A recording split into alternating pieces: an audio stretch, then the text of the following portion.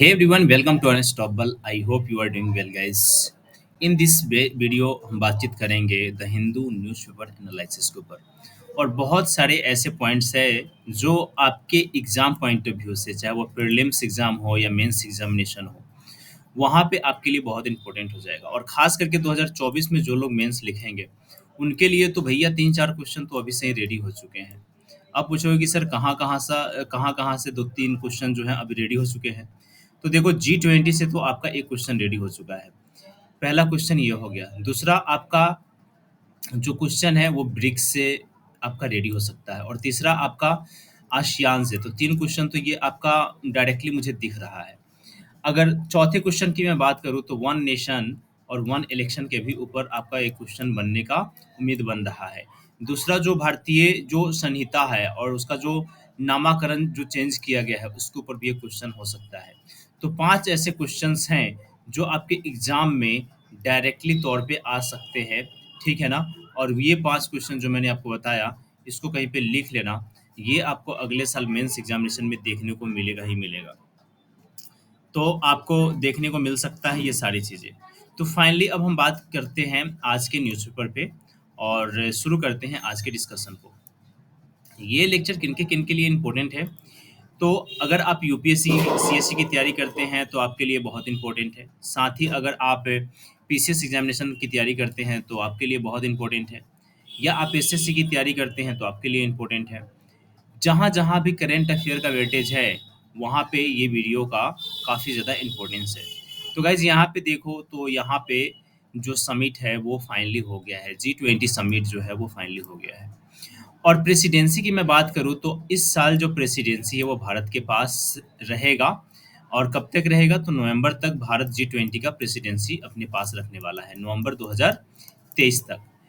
और 1 दिसंबर 2023 से ये जो प्रेसिडेंसी है, ये प्रेसिडेंसी चला जाएगा आपका ब्राज़ील के पास। यानी कि 1 दिसंबर से ब्राज़ील G20 की अध्यक्षता करना शुरू कर देगा और इसकी प्रेसिडेंसी G20 की प्रेसिडेंसी ब्राज़ील के पास रहेगा। भारत के पास जब इस G20 की प्रेसिडेंसी थी या अभी है, तो इसमें क्या-क्या चीज़ें इम्पोर्टेंट हुए हैं। तो देखो गाइज़ इस बार का जो G20 का जो समिट हुआ है, इसमें बहुत सारे ऐसे की पॉइंट हैं, जो काफ़ी ज़्यादा इम्पोर्टेंट है। पहला तो ये है कि आप देखो तो यहाँ पे सबसे बड़ी जो जीत इस पूरे के पूरे आपका G20 समिट जो दिल्ली में हुआ है, इसमें सबसे बड़ा जीत है आपका अफ्रीकन यूनियन का इसमें मेंबर बनना, किसमें G20 में। तो G20 में फाइनली अब अफ्रीकन यूनियन आ चुका है। अभी नामाकरण के ऊपर कोई भी बातचीत नहीं हुआ है कि G20 रहेगा या G21 हो जाएगा, तो इसके ऊपर बिल्कुल भी अभी ध्यान ना दें। फाइनली ये कहा गया है कि देखो सर मैं नवंबर में आप सभी को फिर से वर्चुअली रूप से एक हमारी मीटिंग होगी, एक मीटिंग हम लोग की होगी। हम मिलेंगे नवंबर में और रिव्यू करेंगे कि हम लोगों ने अभी तक क्या-क्या किए हैं। इसमें एक ग्लोबल कॉरिडोर बनाने की बातचीत किया गया है, इसमें डिज़ास्टर मैनेजमेंट के ऊपर बातचीत किया गया है, इसमें फाइनेंशियली रिस्क मैनेजमेंट के ऊपर बातचीत किया गया है, इसमें फिर आप देखो तो क्रिप्टो करेंसी के ऊपर बातचीत किया गया है। इस पे देखो तो आप यूक्रेन क्राइसिस के ऊपर बातचीत किया गया है, इसमें आप देखो तो एआई के ऊपर बातचीत किया गया है। तो बहुत सारे पॉइंट्स हैं जिसके ऊपर बातचीत हुआ है इस G20 में। और G20 के ऊपर एक मैंने हिस्टोरिकल बैकग्राउंड, न्यू एस्पेक्ट्स सारी चीज़ों पे एक बार डिस्कशन करा है, तो उसका एक वीडियो है, तो जा कर के आप उसे देख लेना। ये 9 से 10 सितंबर को हुआ है, सितंबर को हुआ है, तो इस डेट को आप चाहो तो याद रख सकते हो, अदरवाइज़ आप चाहो तो फॉरगेट भी कर सकते हो। लेकिन याद रखने के चांसेस बहुत ज़्यादा हैं। हमारे देश में कुछ आप देखो तो G20 के बारे में एक फैक्ट्स और बता दूँ, तो इसमें टोटल अभी 19 देश और प्लस एक यूरोपियन यूनियन हुआ करता था। लेकिन फाइनली अब यूरोपियन यूनियन और प्लस अफ्रीकन यूनियन भी इसमें आ गया है। समझ रहे हो ना? तो ये अब मेंबर कंट्रीज़ हो गए हैं। इसके ऊपर ऑफ़िशियली अभी अपडेट आ चुका है कि ये मेंबर बन चुके हैं, लेकिन नामाकरण के ऊपर अभी कोई भी डिस्कशन नहीं हुआ है, दैट्स व्हाई इसके ऊपर कोई बातचीत नहीं करेंगे। अब अफ्रीकन यूनियन जो है ये क्या है, कब बना था, कितने मेंबर हैं, क्यों बनाया गया था, क्या कारण है, इसके ऊपर मैं एक स्पेशल वीडियो लाऊँगा, वहाँ से आप देख लेना, सारे पॉइंट्स आपको समझ में आ जाएगा। आगे बढ़ते हैं तो आगे बढ़ेंगे तो आप देखोगे कि यहाँ पे देखो गाइस तो बहुत ही इम्पोर्टेंट एक आर्टिकल है, जो कि एग्ज़ाम पॉइंट ऑफ व्यू से बहुत ही ज़्यादा इम्पोर्टेंट है। इम्पोर्टेंट मैं किस लिए बोल रहा हूँ, क्योंकि देखो ये भी आपके एंटी करप्शन से रिलेटेड है, तो कहीं ना कहीं ये भी आपका एग्जाम पॉइंट ऑफ व्यू से रिलेवेंट हो सकता है। और हो क्या सकता है, वन डे एग्जामिनेशन में ये रहेगा भी रहेगा। यहाँ पे ये चंद्रबाबू नायडू हैं, और ये सीएम रहे हैं कहाँ के, तो आप देख सकते हो ये चंद्रबाबू नायडू जो आंध्रा के सीएम रहे हैं, आंध्र प्रदेश के सीएम रहे हैं। इनको 14 दिन का जुडिशियल कस्टडी में रखा गया है, जुडिशियल आपको रिमांड पे रखा गया है। क्यों रखा गया है? क्योंकि इनके ऊपर जो चार्ज लगा है कि स्किल डेवलपमेंट स्कीम में इनको पकड़ा गया है, और बहुत एक ह्यूज अमाउंट का इनके ऊपर करप्शन का चार्ज लगा हुआ है। तो फाइनली देखो एक बंदा जो पूरे राज्य को चला रहा है, और देखो यही होता है कि लॉ के ऊपर कोई नहीं है, यानी कि आप आर्टिकल 14 देखो कॉन्स्टिट्यूशन ऑफ इंडिया में, तो कॉन्स्टिट्यूशन ऑफ इंडिया कहता है इक्वालिटी बिफोर लॉ और इक्वल प्रोटेक्शन ऑफ लॉ, समझ रहे हो ना? और इक्वल प्रोटेक्शन ऑफ लॉ, और यहाँ पे उसका इम्प्लीमेंटेशन आप होते हुए देखोगे, बिकॉज ये सीएम रहे हैं सर, और इनको ईडी के द्वारा अरेस्ट करना ये बहुत बड़ी बात है, समझ रहे हो ना? तो ये सॉरी, एंटी करप्शन ब्यूरो के द्वारा इनको अरेस्ट करना ये बहुत बड़ी बात है। तो यहाँ पे आप देख सकते हो, तो ये कहीं ना कहीं अब यहाँ पे आपको दिख रहा होगा कि आर्टिकल 14 कितनी तगड़ी तरीके से ये वर्क कर रही है। आगे मैं बढ़ूँ तो देखो गाइज, यहाँ पे वन नेशन वन इलेक्शन के ऊपर बातचीत चल रहा है, ठीक है ना? और इसी के ऊपर ये आर्टिकल पूरा बेस्ड है। देखो मेन एस्पेक्ट्स के ऊपर मैं बात करूंगा, पूरे इंटायर ये जो आपका एडिटोरियल है इसके ऊपर मैं नहीं जाऊंगा। मेन कॉन्टेस्ट क्या है इस पूरे एडिटोरियल का, तो मैं बता दूं कि जिस तरीके से इसमें कोटेशन किया गया है और कहा गया है कि जो साइमल्टेनियस तरीके से इलेक्शन करवाने की बातचीत चल रही है लोकसभा और स्टेट असेंबलीज का, तो इसके ऊपर इन्होंने कहा है कि ये किस तरीके से वर्क डाउन करेगा, और किस तरीके से सही रहेगा, और किस तरीके से ये इम्पैक्टफुल रहेगा, और कैसे कैसे ये दिक्कत पैदा कर सकती है, और कौन कौन से अमेंडमेंट करने पड़ सकते हैं। फाइनली मैं यहाँ पे आपको दिखाऊं तो यहाँ पे देखो वन नेशन वन इलेक्शन का एजेंडा रखा गया है, जैसे कि one nation one one tax, one nation one ration card, ठीक है ना? ये सारी चीज़ें चल रही है। उसी तरीके से वननेस लाने के लिए कहा जा रहा है कि वन नेशन वन इलेक्शन होना चाहिए। वन नेशन वन इलेक्शन होने से बहुत सारे फायदे भी हैं, तो इसके बहुत सारे लूपहोल भी हैं।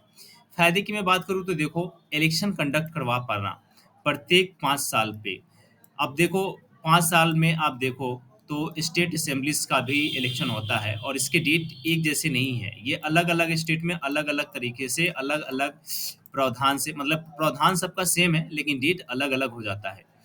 और कहीं ना कहीं ये डेट अलग होने की वजह से आप देखो तो ह्यूज अमाउंट की एक राशि लगती है, खर्च होता है, एक ह्यूज अमाउंट खर्च होता है इस इलेक्शन को कंडक्ट करवाने में।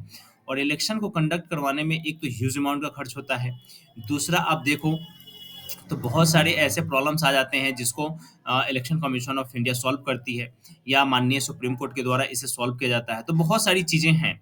तो कहीं ना कहीं ये कहा जा रहा है कि देखो कि ये बार बार अलग अलग तरीके से जो इलेक्शन होता है, अगर वन नेशन वन इलेक्शन अगर हम लाते हैं, तो इसमें क्या होगा कि एक बार जब लोकसभा का जिस समय चुनाव होगा, उसी समय हम लोग राज्य विधानसभा का भी चुनाव करवा लेंगे, ताकि प्रत्येक 5 साल पे ये सिचुएशन एक जैसा रहे, यानी कि एक बार खर्च होगा और दोनों इलेक्शन एक साथ में हो जाएंगे।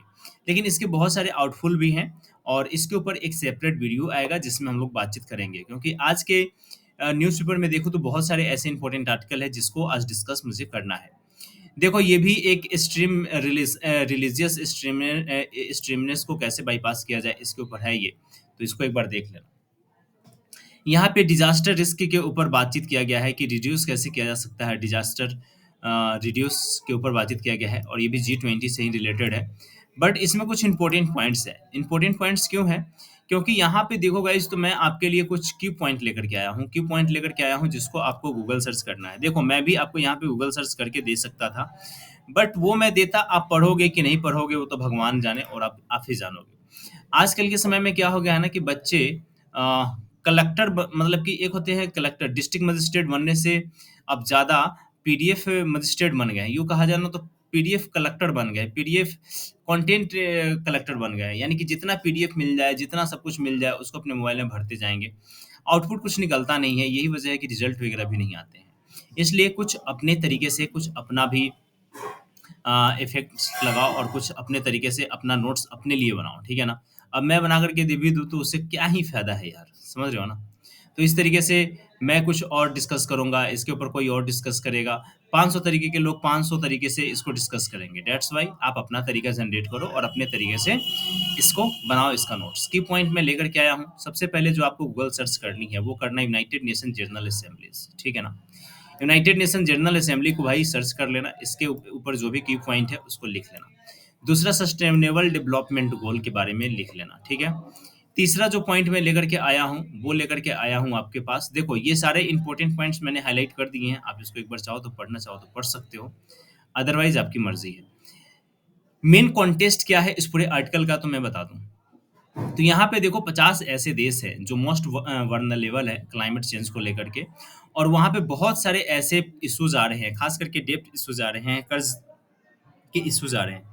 इंडिया के बारे में बात किया जाए तो इंडिया भी वर्ल्ड का मोस्ट डिजास्टर प्रोन कंट्रीज में से है।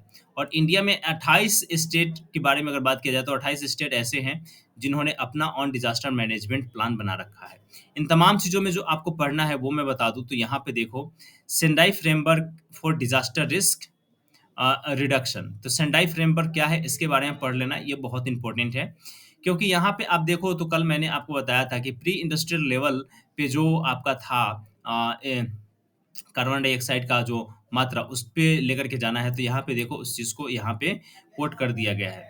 तो यहाँ पे सबसे पहले जो आपको वो गूगल सर्च करनी है और आपको आपको अपने लिए खोजना है वो है Sendai framework for disaster risk reduction. ये इसके बारे में जो आर्टिकल में लिखा हुआ है वो एक लाइन में लिखा हुआ है कि इन्होंने 8 साल में इसका इम्प्लीमेंटेशन का 8 साल हो गया सेंडाई फ्रेमवर्क का, बट अभी भी बहुत सारे ऐसे इसमें लूप होल हैं जिसके भरना बहुत आवश्यक है, समझ रहे हो ना? तो सेंडाई फ्रेमवर्क पढ़ लेना, बहुत इंपॉर्टेंट है और उसको देख लेना। फिर यहाँ पे कहा जा रहा है कि देखो इंडिया का जो 15 फाइनेंस कमीशन है, उन्होंने इंट्रोड्यूस किया था significant reform for the disaster risk financing के ऊपर, और इन्होंने टोटल जो एलोकेशन करा था फंड का वो 28.6 बिलियन डॉलर का उन्होंने एलोकेशन किया था नेशनल और स्टेट लेवल पे, और ये 5 साल के लिए वैलिड है। और इन्होंने कहा था कि जो भी डिजास्टर हो आते हैं उसके सिग्निफिकेंट रिफॉर्म के लिए इन्होंने इतना पैसा उसके लिए एलोकेट किया हुआ था, जैसे कि रिस्पॉन्स, रिकवरी, कैपेसिटी डेवलपमेंट आदि आदि। ठीक है ना? फिर यहाँ पे general secretary general Antonio Guterres, तो ये कौन है? तो यूनाइटेड नेशन के जनरल सेक्रेटरी हैं, तो ये भी इंपॉर्टेंट नाम है, तो इसको याद रखना।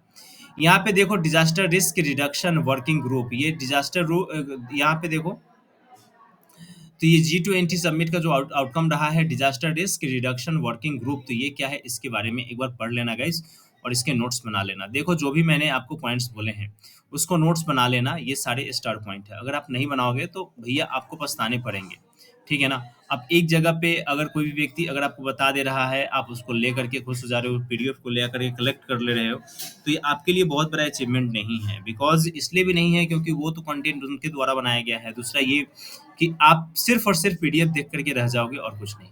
एक और गूगल सर्च के लिए पॉइंट मैं आपको दे रहा हूँ, India's national disaster response force क्या है इसके बारे में पढ़ लेना, ठीक है ना?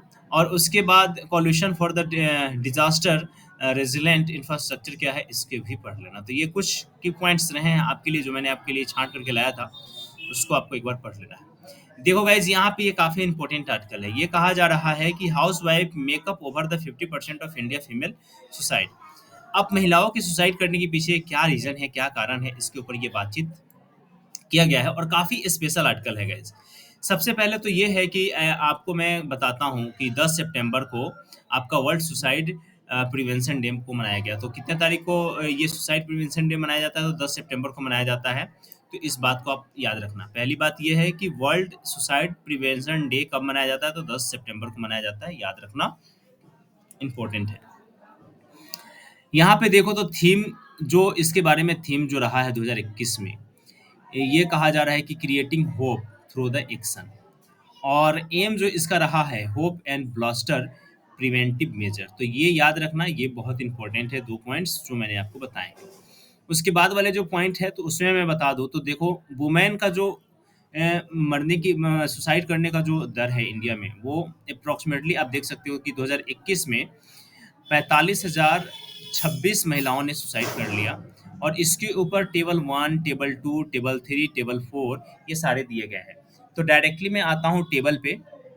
लेकिन उससे पहले मैं बता दूं कि यहाँ पे आपको जो एक पॉइंट है जो आपको पढ़ना है, नेशनल फैमिली हेल्थ सर्वे 19-21 को एक बार पढ़ लेना, क्योंकि इसी डाटा को कोट करके इसमें इंटायर थिंग्स को दिया गया है। तो एक बार मैं आपको पूरा ये चार्ट दिखाता हूँ, पूरा ग्राफ दिखाता हूँ, फिर आपको समझ में आएगा। टेबल नंबर वन क्या कहता है, इसके बारे में बात करूँ तो ये शेयर करता है हाउस वाइफ्स in total female suicide has been remained above the 50% mark several year now. यहाँ पे 2014 से लेकर के 21 तक देखो तो सुसाइड का जो दर है वो बढ़ा है। 42,521 आपका 2014 में था, वहीं पे 2021 में आपका 45,026 आ गया। यानी कि इसका आप देखो तो 51.5% हाउस वाइफ्स ऐसी हैं जो सुसाइड के केस आ रहे हैं, ठीक है ना। और यहाँ पे देखो टेबल नंबर सेकेंड में बहुत सारे ऐसे डाटा दिए गए हैं, टेबल थर्ड में भी डाटा दिए गए हैं। तो यहाँ पे over 30% all suicide men and women were due to issue relating the female family और मैरिज एक बहुत बड़ा इशू है सुसाइड का। टेबल नंबर सेकेंड में कर रहा है 30%। तो यहाँ पे देखो तो ये डाटा भी इंक्रीमेंट आपको दिखेगा, हालांकि रेगुलरली इंक्रीमेंट नहीं दिखेगा, बट यहाँ पे आप देखो तो इंक्रीमेंट आपको देखने को मिलेगा ही। यहाँ पे आपको एक कॉल यहाँ पे दिया गया है, इस कॉल को ये सुसाइड प्रिवेंटिव कॉल्स के लिए रिगार्डिंग है, तो यहाँ पे आप कॉल कर सकते हो सैटरडे टू संडे, ठीक है ना। और ये एक आपका बारकोड दिया गया है, तो इस बारकोड के भी स्कैन करके अपने मोबाइल में रख सकते हो। सुसाइड प्रिवेंशन हेल्पलाइन ये है, तो ये बहुत इंपॉर्टेंट है, इसको आप चाहो तो रख सकते हो। देखो टेबल नंबर थर्ड मेरे को बहुत इंपॉर्टेंट लगा है, क्योंकि इसमें बहुत सारे ऐसे डाटा है जिसको इसमें कंपेयर किया गया है। कहा गया है कि share of the married women age, देखो ऐसी महिलाओं का शेयर इसमें बताया गया है जो 18 वर्ष से लेकर के 49 वर्ष के बीच में है, whose husband has the demonstrate a specific type of controlling behavior across the wealth quantity in 19 quantiles in 2019 और 21। यहाँ पे low, second, middle, fourth and highest में देखो वेल्थ क्वांटाइल्स में देखो तो यहाँ पे जलस और एंग्री, ठीक है ना, इज जेलस और angry if she talks to another man. अगर कोई महिला अपने मेल फ्रेंड या किसी अनदर मेल से बात करती हैं, तो उनसे क्या होता है कि उनके जो हस्बैंड है उनको जलन होता है, और इस वजह से झगड़ा झुगड़ी होना शुरू हो जाता है, और जिस वजह से ये केसेस आने शुरू हो जाते हैं। फिर यहाँ पे देखो तो भैया फेथ नहीं रह गया है वाइफ के ऊपर। अब फेथ नहीं है, वाइफ ने कोई गलत काम करा नहीं है, फिर भी फेथ नहीं है, तो वो क्या करेंगे यार, समझ रहे हो ना। फिर वो होप खो देती हैं लाइफ में, और फिर इस तरह की घटनाएं घटना शुरू हो जाता है। उसके बाद आप यहाँ पे देखो तो यहाँ पे अब देखो यार, इंसान अगर मेल है तो मेल को अगर टेंशन हुआ तो वो तो इजली तौर पे किसी फ्रेंड के साथ गया, अपना चिल करके आ गया, कुछ जो भी लेना वगैरह है, खाना पीना वगैरह वो खाया पिया लेकर के आ गया। बट अगर फीमेल है तो फीमेल फ्रेंड को अगर अपने फीमेल दोस्त से मिलना है तो उसके हस्बैंड है उसको परमिशन नहीं देते हैं और मिलने नहीं देते हैं, और फिर इस तरह की घटनाएं घटनी शुरू हो जाती है। देखो इसमें इंक्रीमेंट आपको दिख रहा होगा, बहुत सारे इंक्रीमेंट दिख रहे होंगे। 18 था, 21, 24, 30 और 35 हो गया। यहाँ पे देखो, यहाँ पे देखो, यहाँ पे देखो, ये बढ़ता ही जा रहा है, समझ रहे हो ना। उसके बाद आप देखो तो यहाँ पे अगर try to limit her contact with, मतलब कि अगर वाइफ से, मतलब किसी भी महिला से कोई व्यक्ति शादी करके आ गया, आने के बाद उन उसके जो भी लाइफ में जो भी कॉन्टेक्ट्स होते हैं लगभग लगभग तो पहली बात तो खत्म ही हो जाते हैं, क्योंकि बहुत सारे इश्यूज होने शुरू हो जाते हैं फैमिली में। और कांटेक्ट अगर रहता भी है तो सिर्फ और सिर्फ फैमिली से ही रह पाता है, और उस फैमिली में भी ऐसा नहीं है कि हाँ अपने हर एक रिश्तेदार से नहीं भाई, सिर्फ मम्मी पापा भाई बहन बस इतना ही तक सीमित रहता है, भाई बहन भी बहुत कम, समझ रहे हो ना। क्योंकि जीजा वगैरह को लेकर के कुछ इश्यूज वगैरह होना शुरू हो जाता है, यू नो वेरी वेल कि मैं क्या कहना चाहता हूँ। फिर यहाँ पे देखो तो knowledge hair assist the talk time all times, तो यहाँ पे भी ये भी एक बहुत बड़ा रीजन है। फिर मनी भी एक बहुत बड़ा रीजन है, समझ रहे हो ना। टेबल नंबर 4 में देखो तो यहाँ पे फिजिकल और सेक्सुअल इमोशन वायलेंस के ऊपर बात किया गया है, जिसकी वजह से भी ये सुसाइड केसेस बढ़ रहे हैं। क्योंकि यहाँ पे 35% ऐसे मैरिड वुमेन हैं जो poorest household has faced the some form of abuse. तब फिजिकल हो गया, सेक्सुअल और इमोशनल वायलेंस हो गया। हैव द, यहाँ पे सोर्सेज वगैरह आप देख सकते हो। और 40% लेस देन 40% में poorest quantile set the visit place such as the market alone. तो यहाँ पे आप ये भी डाटा आप देख सकते हो जो कि इम्पोर्टेंट है। तो ये इंटायर आर्टिकल्स है जो आज बहुत इंपॉर्टेंट आए हुए हैं, जो मैं आप लोगों के साथ डिस्कस कर रहा हूँ। उसके बाद गाइज़ यहाँ पे आया है, ये बहुत इम्पोर्टेंट है, बहुत इम्पोर्टेंट इसलिए भी है क्योंकि क्या होता है कि महिलाओं के साथ एक तरीके का जो सेक्सुअल अब्यूज़ होता है, और सेक्सुअल अब्यूज़ भी नहीं कह सकते हो, एक फॉल्स सेक्सुअल की वजह से इनका इंटायर लाइफ तक खराब हो जाता है। तो इसके ऊपर आया है कि अगर कोई बंदा फॉल्स प्रॉमिस करता है मैरी मैरी मैरी करने का और मैरी नहीं करता है उसके साथ, और इस फॉल्स प्रॉमिस की वजह से उस महिला के साथ या उस लड़की के साथ या उस वुमेन के साथ वो सेक्सुअली कॉन्टैक्ट बना लेता है, तो फिर क्या-क्या प्रावधान है वैसे लोगों को सज़ा देने के लिए। तो यहाँ पे देखो गाइज़, जो पहले हमारे देश में जो लॉज़ चल रहा था, तो पहले जो लॉज़ चल रहा था उसके ऊपर एक बार हम लोग पहले ध्यान देते हैं, बातचीत करते हैं। तो यहाँ पे देखो आईपीसी की धारा, यहाँ पे देखो तो ये इंडियन पैनल कोड 1860, इसको रिप्लेस किया गया है भारतीय न्याय संहिता 2023 से। और भारतीय न्याय संहिता 2023 है, इसमें इसमें सेक्सुअल यहाँ पे कंसेक्सुअल सेक्स के बारे में यहाँ पे बातचीत किया गया है, और यहाँ पे प्रपोज किया गया है सेक्शन 69, ठीक है ना? ये भारतीय न्याय संहिता में। अब ये क्या है 69, तो उसके ऊपर बातचीत करेंगे। तो यहाँ पे देखो, तो यहाँ पे चैप्टर नंबर 5 लिखा गया है, इसमें चैप्टर नंबर 5 लिखा गया है, और 5 में यहाँ पे offence against the women and children, इस चैप्टर का नाम है offence against women and children नाम दिया गया है।